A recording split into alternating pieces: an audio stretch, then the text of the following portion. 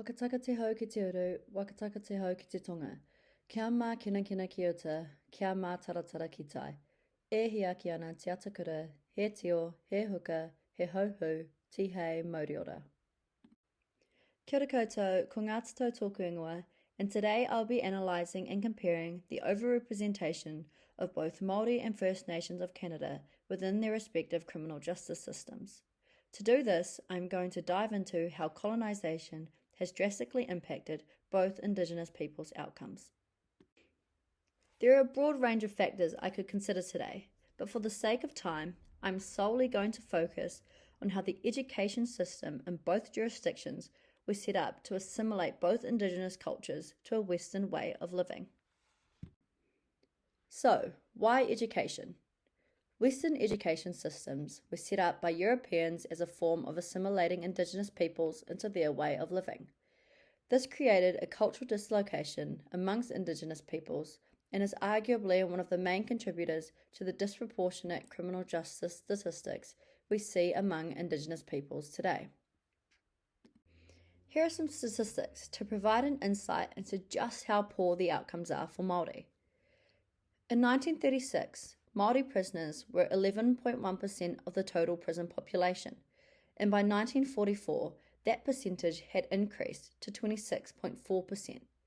Now, despite being only 15% of the Aotearoa population, statistics show that Māori are 37% of people proceeded against by police, 45% of people convicted, and 52% of people in prison. For Māori women, the statistics are even more alarming, comprising around 60% of the female prison population. A large amount of this prison population comes from communities that live under impoverished conditions. So, if it was simply a Māori issue, then we would expect a range of socio-economic categories amongst the Māori prisoner population. But that is clearly not the case.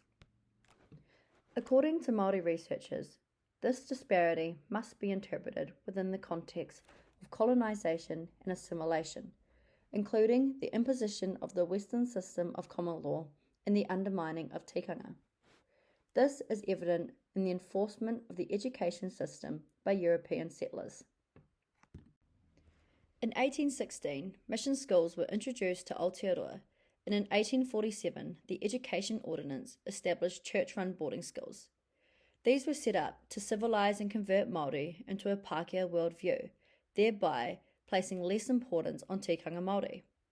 Following on from these schools was the 1867 Native Skills Act.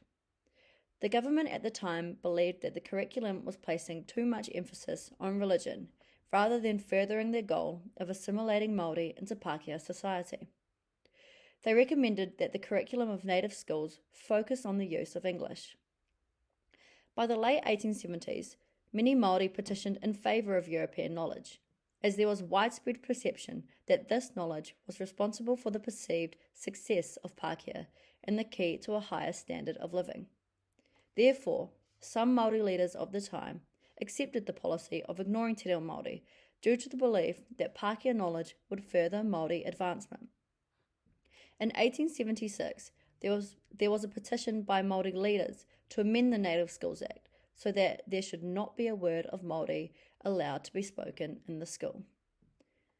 This is extremely alarming, as it meant that Māori were becoming active participants in the further colonisation of their people, but not on their own accord, purely because they had been brainwashed by the settlers that this was the only model for success. When I was talking to my dad about his childhood, he said that by the time he got to school, te reo Māori had pretty much been wiped out and it wasn't even a thought. His parents and grandparents told him that te reo Māori was useless and he was better off living amongst the Pākehā world. This language loss resulted in a sense of disconnect from the Māori culture and an overall diminished sense of self-worth.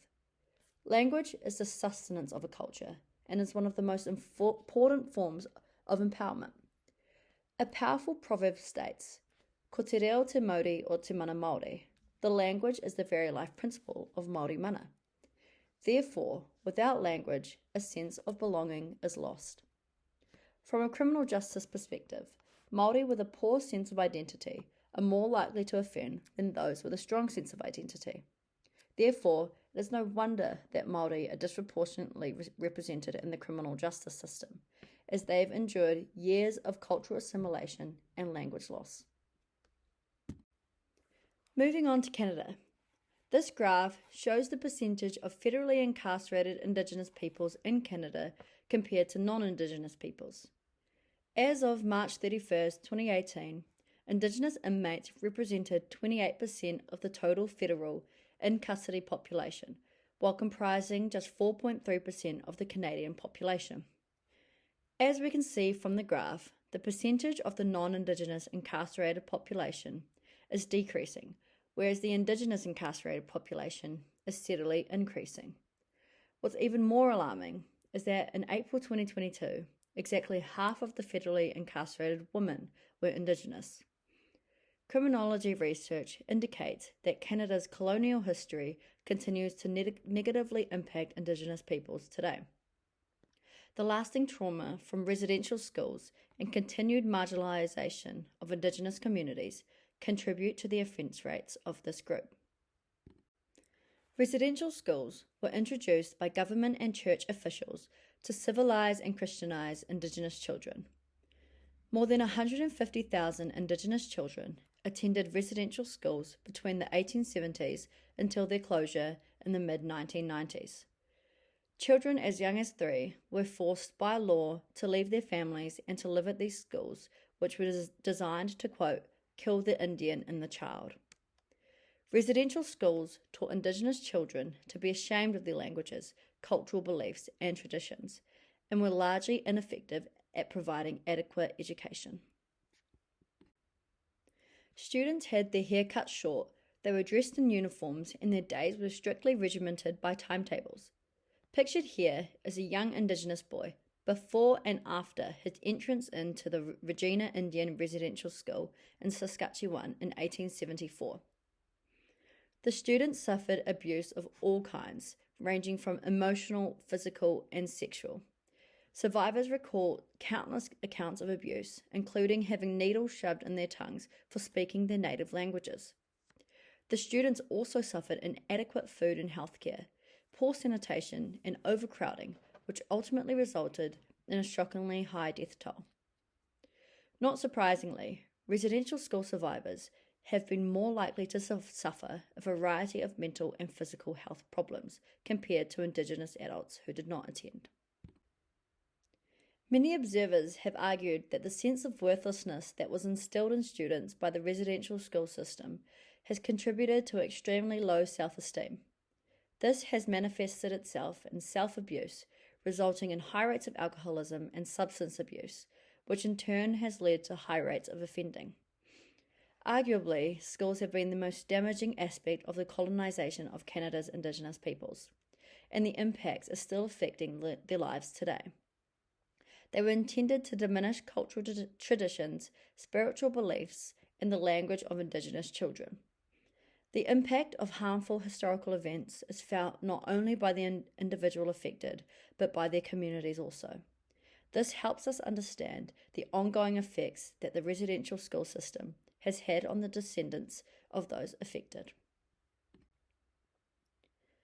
The implementation of the colonial education system in both jurisdictions was arguably one of the harshest forms of assimilation for both countries. In Aotearoa, this was seen through the imposition of native schools, which sought to westernise the curriculum and silence the native language as a form of assimilating Māori to the European way of living.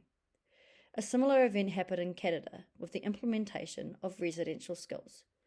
Both Indigenous peoples suffered immense language loss and cultural dislocation, and as a result are heavily overrepresented in prisons, despite being only a small percentage of the population, with even poorer statistics for women.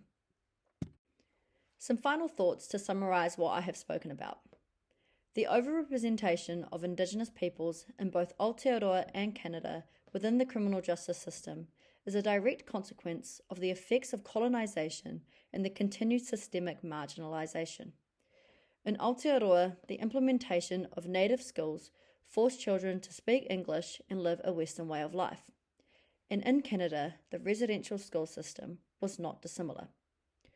By suppressing one's cultural identity, it leads to a lessened sense of belonging, which ultimately leads to negative outcomes, not only in the criminal justice system, but in all aspects of life. I think that to really address this issue, we need to create meaningful reform which addresses the root cause of this issue, colonisation and intergenerational trauma, and strengthen the Indigenous voice of the population. Kia tau, kia tātou katoa, te atawhai o tō tātou ariki, a ihu karaiti, me te aroha o te atua, me te whiwhinga tahitanga, ke te wairoa tapu, ake ake ake, āmene. Kia ora, thank you for listening.